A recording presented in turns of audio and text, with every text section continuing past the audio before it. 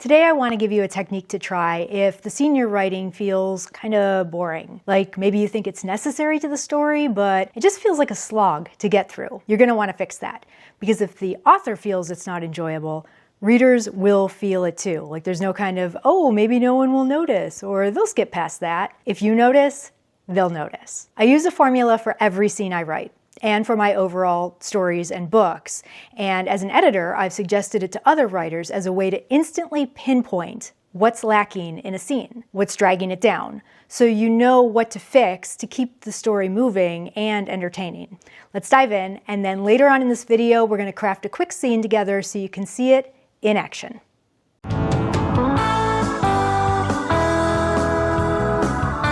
You're going to have a protagonist of your book. You're also going to have a protagonist of every scene, who may or may not be your overall protagonist. But whoever it is, they have to be the reason for this scene. Their decisions and reactions are driving the action, and they will somehow change by the end of this scene. So first and foremost, we need to know who they are, right? Identify whose eyes we're seeing this scene through. And then make sure that character has 3 important qualities. This applies to your overall protagonist too. They should be relatable. Readers should be rooting for them because the reader sees a part of themselves in that character. They should feel deeply. They should make mistakes. Make them human. 2, they should be unique, not interchangeable with another character in your book or, God forbid, someone else's book. Think about the story you're telling here, or better yet, the questions you want to ask. What are the unique traits of your protagonist that will shape this scene like nothing else you've ever seen out there? Then, there's the vicarious factor. You don't want characters who just wake up and go about their boring, normal day like they do in prestige TV shows where, like, for 6 hours they watch rain. Your protagonist needs to inspire readers, or impress us with their bravery, or access inner circles. Even in a quieter scene, they should do something that we probably would never do, or maybe raise a question we'd probably never think to ask. Your reader should want to live through this character. Try to hit this overlap when you're creating the protagonist of your novel and of any given scene. And this is where you can let your creativity out of the cage a little bit. Have fun figuring this stuff out for this character in this scene. Amp it up. You can kind of go a little crazy with them. And if you go too crazy, you can always rein it in later. But give them a little leeway so they can move the scene. And that's the second part of our formula.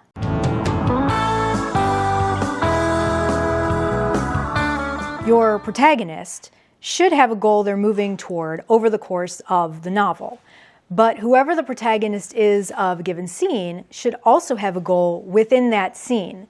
And achieving that goal or not will specifically move the overall story plot forward. And that's what I mean by a worthy goal. I could have a goal to go get a cup of coffee, and that could be important to me. It often is. But when you think of telling a friend a story, are you saying, the craziest thing happened to me, but before I tell you anything about that, just so you know, I got my coffee this morning? I've read authors who will craft a scene that feels more like character development.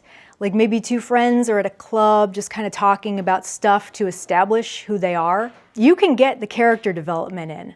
Just do it by showing us how they go after a goal, and also showing us what's at stake.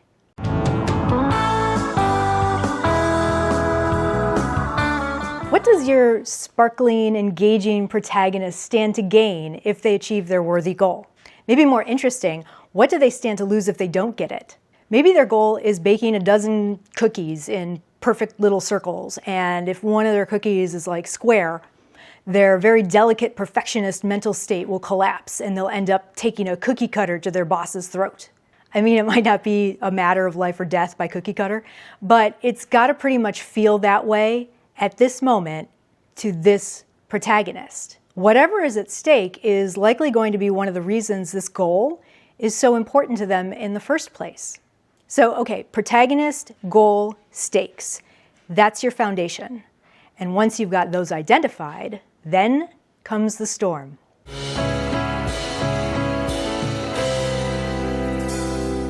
Enter your scene's antagonist.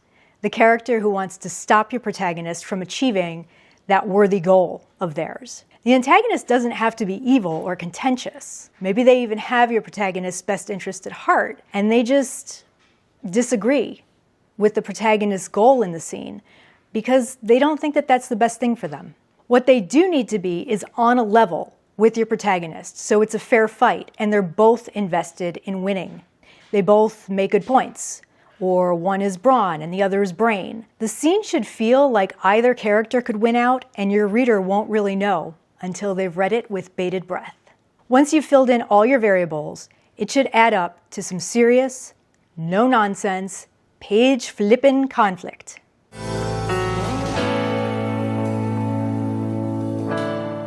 If you don't have true conflict in a scene, that's when it feels boring. It means the formula is out of whack. Either your protagonist, or your goal, or your stakes, or the antagonist. Maybe some of these variables, maybe all of them, are too weak right now, and you need to turn up the volume. True conflict in every scene is what makes your book addictive. And by true conflict, I mean your protagonist has got to struggle, and not just get what they want right away. We need to see what their goal means to them, and worry or anticipate what's going to happen now if they don't achieve it. True conflict is that happy feeling in your gut when you're writing, and it's what keeps readers up for just one more page at bedtime.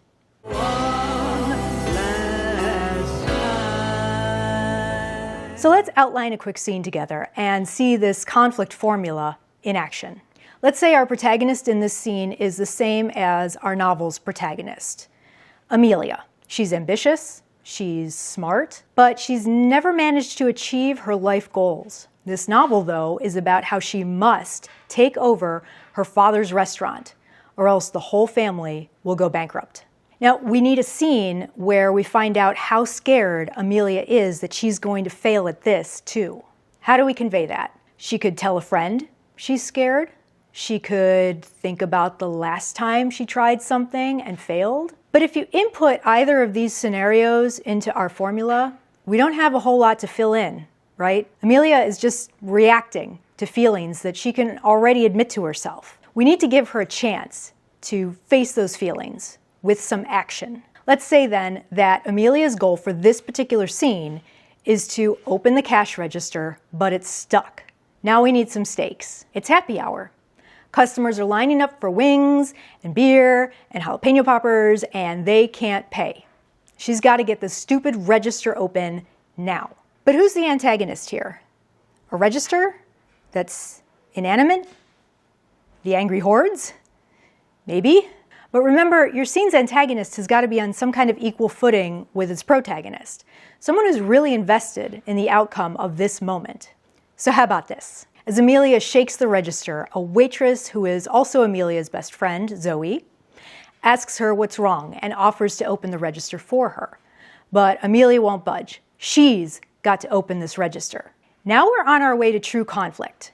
Both characters are equally invested in this scene. Maybe Zoe says she just wants to help her best friend out, and by the way, her tips are going to suffer. Zoe goes for the register, but Amelia blocks her. Another customer yells out, which makes Zoe march toward the register.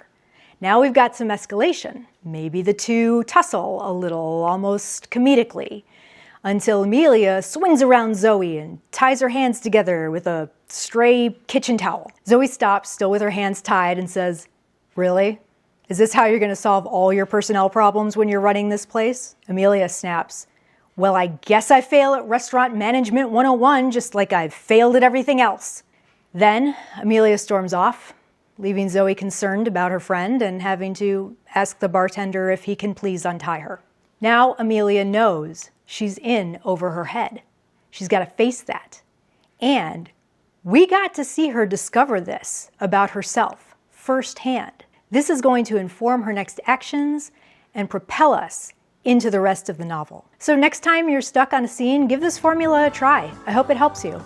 Remember to have fun with it, let your creativity loose, plug your variables into the formula, amp them up, and let me know in the comments how it goes. Keep at it. You can do this.